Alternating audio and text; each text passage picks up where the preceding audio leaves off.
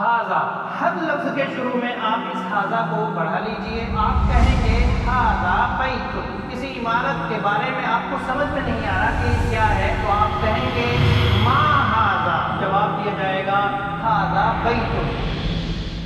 بسم اللہ، الحمدللہ، والصلاة والسلام علی رسول اللہ، اما بعد. السلام علیکم ورحمۃ اللہ وبرکاتہ. اہلا وسہلا ومرحبا بکم فی هذا البرنامج المبارک، برنامج التحدث باللغة العربیہ. محترم ناظرین، میں آپ کا خیر مقدم کرتا ہوں عربک اسپیکنگ کورس کے اس ایپیسوڈ میں. محترم ناظرین، پچھلے ایپیسوڈ میں ہم نے مشق کی تھی مضاف اور مضاف الیہ کی، یعنی ترکیب اضافی کی، اور اس کو لے کر مختلف طریقے سے ہم نے جملے بنائے تھے. آئیے آج بھی اسی کی مشق کرتے ہیں، لیکن ایک نئے انداز سے. آج کے اس ایپیسوڈ میں ہم مشق کے لیے کچھ خاص الفاظ کو لیں گے جو اس سے پہلے ابھی تک استعمال میں نہیں آئے ہیں. وہ الفاظ کیا ہیں؟ آئیے ہم دیکھتے ہیں. عند،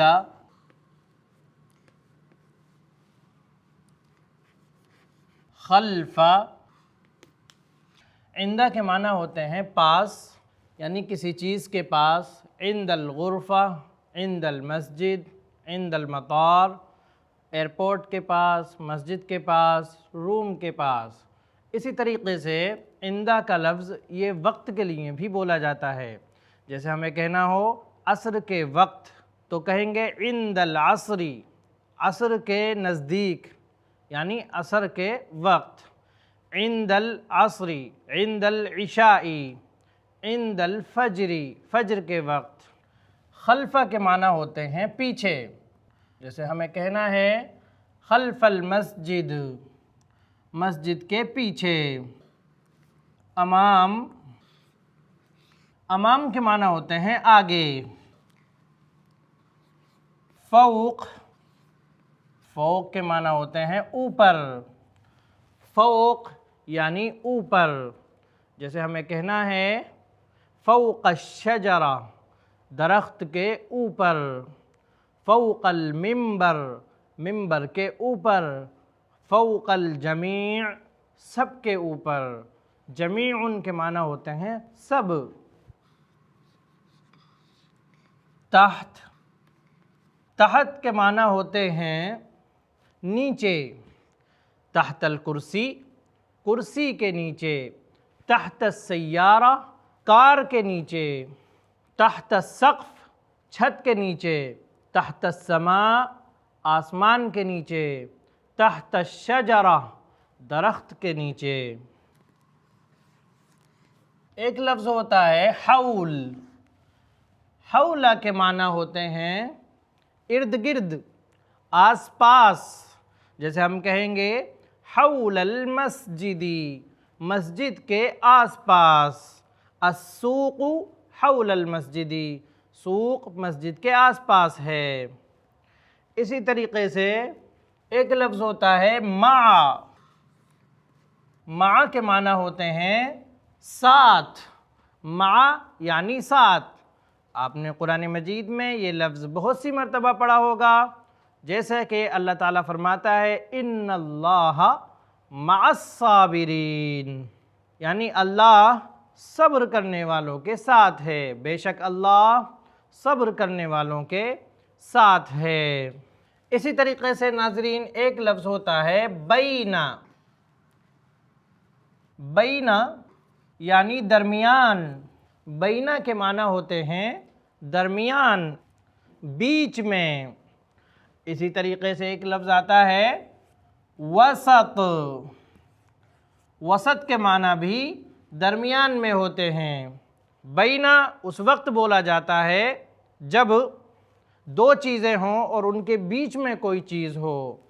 انگلش میں جس کے لیے بٹوین آتا ہے، اور وسط کے معنی بیچو بیچ، سینٹر.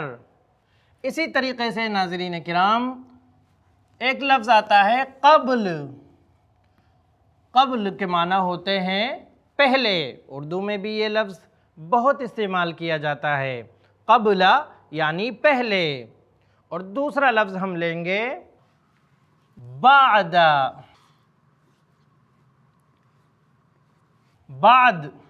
بعد یعنی بعد میں، قبل پہلے، بعد میں، آفٹر. ناظرین کرام، آپ نے یہ کچھ نئے الفاظ سیکھے اور ان کے معنی بھی ہم نے بتائے. آئیے اب ہم دیکھتے ہیں کہ ان کو استعمال کس طریقے سے کیا جاتا ہے. ان کو استعمال کرنے کا طریقہ مضاف اور مضاف الیہ والا ہی ہوتا ہے. یعنی جب بھی یہ الفاظ استعمال کیے جاتے ہیں ترکیب اضافی کی شکل میں استعمال کیے جاتے ہیں.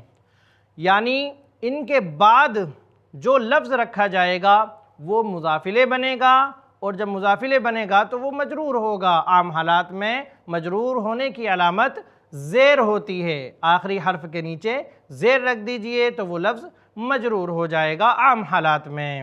اور یہ لفظ مضاف بنتا ہے، جیسے ہم نے کہا تھا کتاب اللہ. کتاب اللہ یعنی اللہ کی کتاب.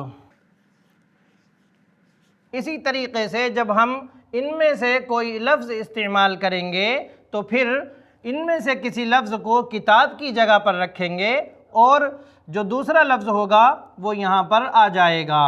اللہ کو بھی ہم رکھ سکتے ہیں، جیسے ہم پہلا لفظ لیتے ہیں عند.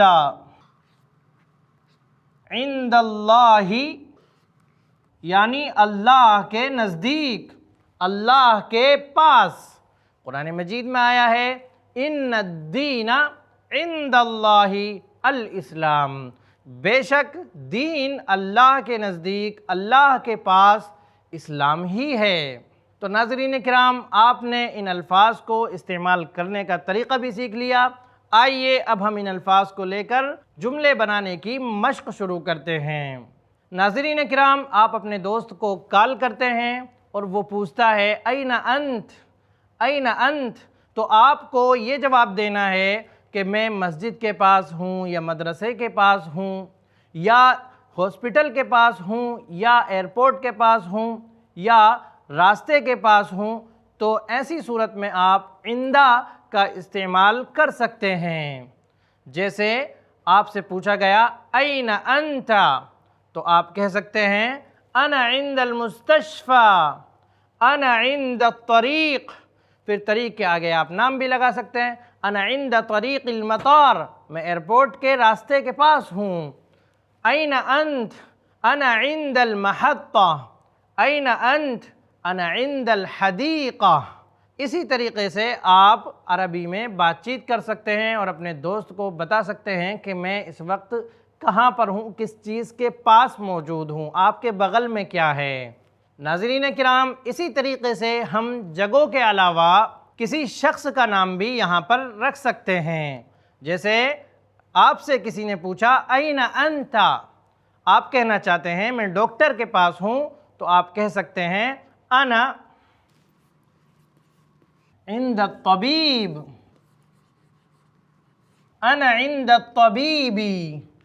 ناظرین کرام، جہاں تک ان الفاظ کے اعراب کی بات ہے تو یہ ہر حالت میں منصوب ہوتے ہیں اگر ان سے پہلے کوئی حرف یعنی حرف جر نہ آتا ہو تو. جیسے انا عند الطبیب، عند یہ منصوب ہو رہا ہے، اور منصوب ہونے کی علامت عام حالات میں یہ ہوتی ہے کہ اس لفظ کے آخری حرف پر زبر آ جاتا ہے. انا عند الطبیب. تو اگر عندہ سے پہلے من نہیں آتا، یا فی نہیں آتا، یا علا، یا اور بھی اس جیسے الفاظ نہیں آتے ہیں تو ہم عندہ ہی بولیں گے. اور اگر من آ جائے گا تو اس صورت میں ہم دال پر زیر لگا دیں گے. جیسے قرآن مجید میں ہے کل من عند اللہ، کل من عند اللہ. کلن کے معنی ہوتے ہیں ہر چیز، کلن من عند اللہ، ہر چیز اللہ کی طرف سے ہے. لیکن اگر من یا اس جیسا کوئی دوسرا حرف اس پر نہیں لگایا جاتا، یا ان میں سے کسی بھی لفظ پر اس طرح کا کوئی بھی حرف نہیں لگایا جاتا، تو ایسی صورت میں ہر لفظ کے آخر میں زبر ہی آئے گا.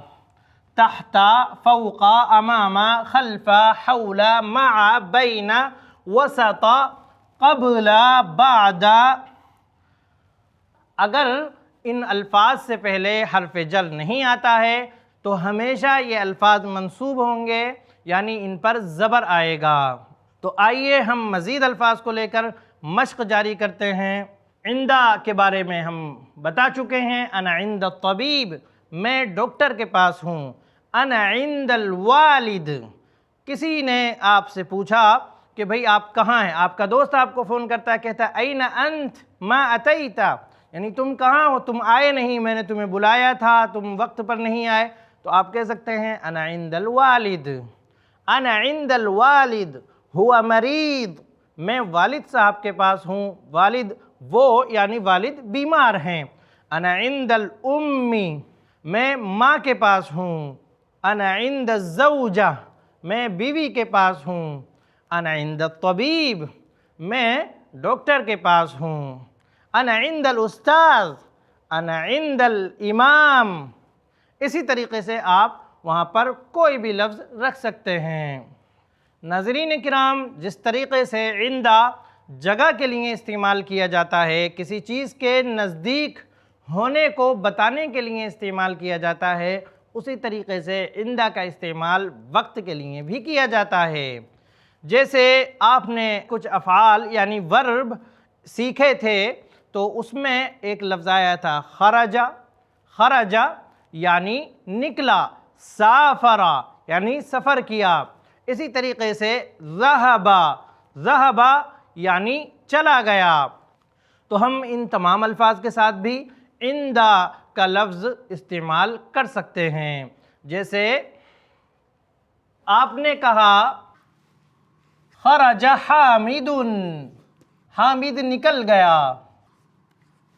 حامد، خرج حامد یعنی حامد نکل گیا، لیکن ابھی یہ سمجھ میں نہیں آیا کہ حامد کب نکلا ہے، تو سامنے والا پوچھتا ہے متی خرج، متی کے معنی ہوتے ہیں کب، متی یعنی کب، یہ سوال کے لیے آتا ہے وین یعنی کب، متی خرج، آپ نے بولا خرج حامد، سوال کیا گیا متی خرج، تو آپ کہہ سکتے ہیں عند العصر، عند المغرب، عند العشاء، عند الفجر، عند الظہر، آپ اس طریقے سے عند لگا کر استعمال کر سکتے ہیں۔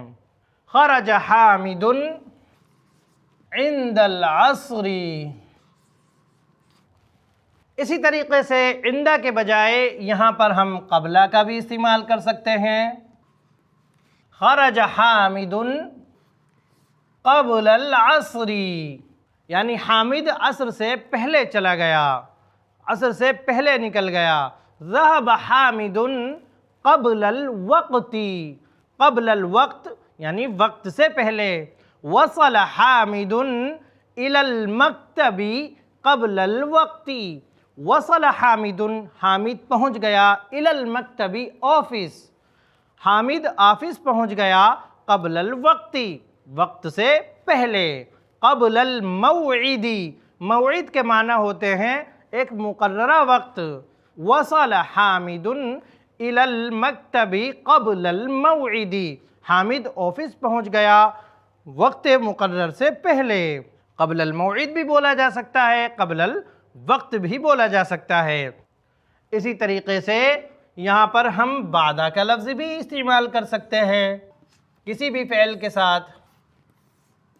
جیسے سوال ہوا متی خرج، آپ نے کہا خرج حامد، سوال کیا گیا متی خرج، آپ نے بولا ذهب حامد، سوال کیا گیا متی ذهب، تو آپ کہہ سکتے ہیں ذهب حامد بعد العصر، خرج حامد بعد العصر۔ تو آپ نے دیکھا کہ ہم نے عندہ کی بھی مشق کر لی ہے، قبلہ کی بھی اور بعدہ کی بھی۔ اب آپ ان الفاظ کو اپنے روزمرہ کی گفتگو میں بآسانی استعمال کر سکتے ہیں اور ان کو لے کر جملے بھی بنا سکتے ہیں۔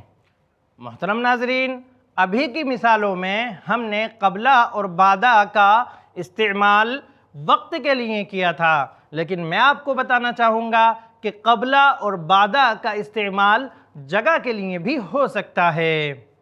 جیسے آپ کے دوست کا آپ کے پاس فون آتا ہے، وہ آپ سے پوچھتا ہے این انت، کہ تم کہاں ہو، این انت، آپ کہتے ہیں انا قبل المستشفى، یعنی میں اسپتال سے پہلے ہوں۔ وہ آپ کی طرف آ رہا ہے اور راستے میں کوئی اسپتال پڑتا ہے، وہ آپ سے کہہ رہا ہے کہ انا قبل المستشفى، انا بعد المستشفى، انا بعد المحطة، انا قبل المحطة، انا قبل الحديقة، انا بعد الحديقة۔ اس طریقے سے بھی آپ این انت کا جواب دے سکتے ہیں۔ آئیے اب ہم اگلا لفظ لیتے ہیں امام۔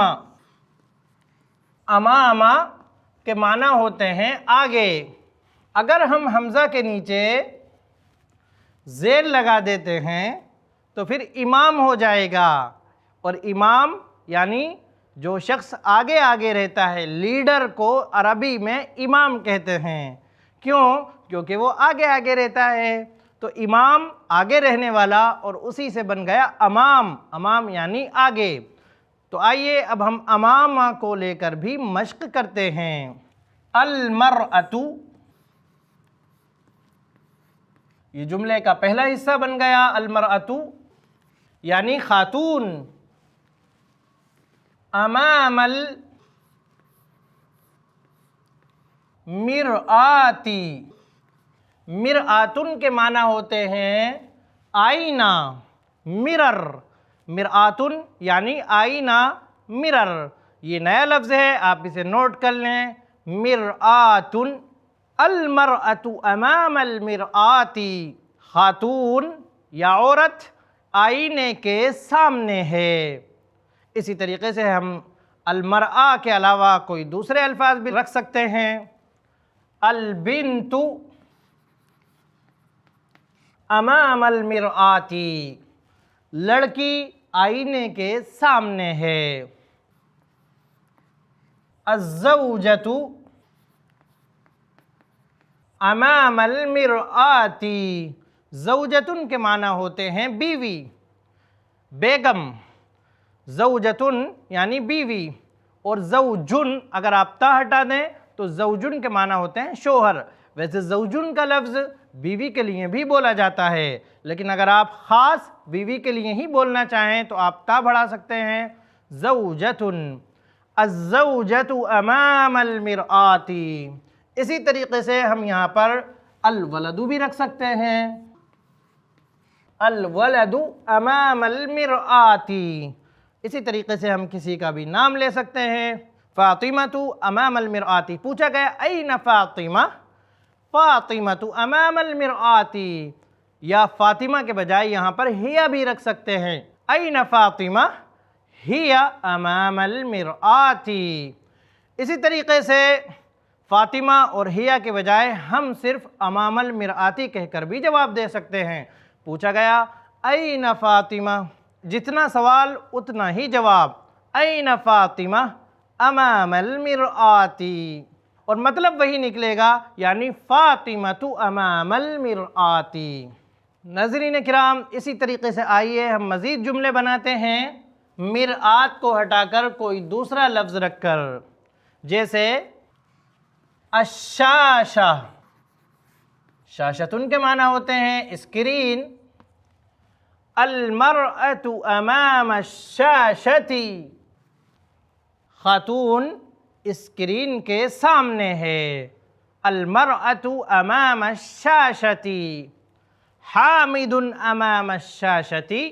اسی طریقے سے شاشہ کے علاوہ ہم ایک دوسرا لفظ بھی رکھ سکتے ہیں، الکامیرہ۔ کامیرہ یعنی کیمرہ، المرأۃ امام الکامیرہ، الرجل امام الکامیرہ، انا امام الکامیرہ، میں کیمرے کے سامنے ہوں، کیمرے کے فرنٹ میں ہوں۔ اسی طریقے سے آپ کہیں راستے میں ہیں، آپ کا دوست آپ کو کال کرتا ہے اور وہ پوچھتا ہے این انت، آپ کہہ سکتے ہیں انا امام المستشفى، انا امام المطار، انا امام المحطة، انا امام الحافلة۔ حافلتن یعنی بس، انا امام الحافلة، میں بس کے سامنے ہوں، انا امام المکتبہ، میں لائبریری کے سامنے ہوں۔ ناظرین کرام، امامہ کے علاوہ ایک دوسرا لفظ جو ہم نے یہاں پر لکھا تھا وہ خلفہ آتا ہے، جو امامہ کا اپوزٹ ہے، امامہ کا الٹا ہے، وہ ہے خلفہ۔ خلفہ کے معنی ہوتے ہیں بیہائنڈ، پیچھے، کسی چیز کے پیچھے۔ تو جیسے ہم نے امامہ کا استعمال کیا ویسے ہی ہم خلفہ کا بھی استعمال کر سکتے ہیں۔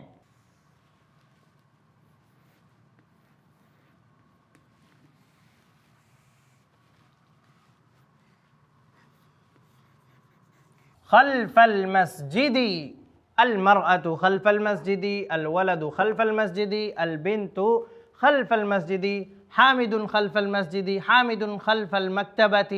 مسجد کے علاوہ بھی دوسرے الفاظ استعمال کر سکتے ہیں۔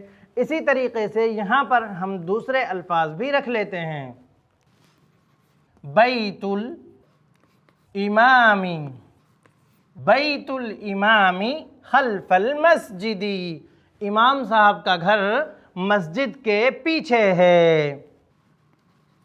بیت المؤذن، مؤذن یعنی اذان دینے والا، بیت المؤذن خلف المسجد، مؤذن کا گھر مسجد کے پیچھے ہے۔ اسی طریقے سے ہم کہہ سکتے ہیں السکن، سکن کے معنی ہوتے ہیں ہاسٹل، رہائش گاہ، چاہے وہ یونیورسٹی کے اندر ہو یا وہ یونیورسٹی کے باہر ہو، چاہے وہ طلباء کے لیے ہو چاہے وہ مزدوروں کے لیے ہوں، کسی بھی رہائش گاہ کو سکن بولیں گے۔ جیسے آپ کو کہنا ہے السکن خلف المسجد، السکن خلف المکتبۃ۔ آپ سے پوچھا گیا هل السکن خلف المکتبۃ، اگر رہائش گاہ لائبریری کے پیچھے نہیں ہے تو آپ کہیں گے لا السکن امام المکتبۃ۔ ناظرین اکرام، آج کے اس ایپیسوڈ میں بس اتنا ہی، مجھے دیجیے اجازت، پھر ملاقات ہوگی نیکسٹ ایپیسوڈ میں انشاءاللہ کچھ نئی چیزوں کے ساتھ۔ السلام علیکم ورحمۃ اللہ وبرکاتہ۔ ایسے ہی اور ویڈیوز بنانے میں ہماری مدد کریں۔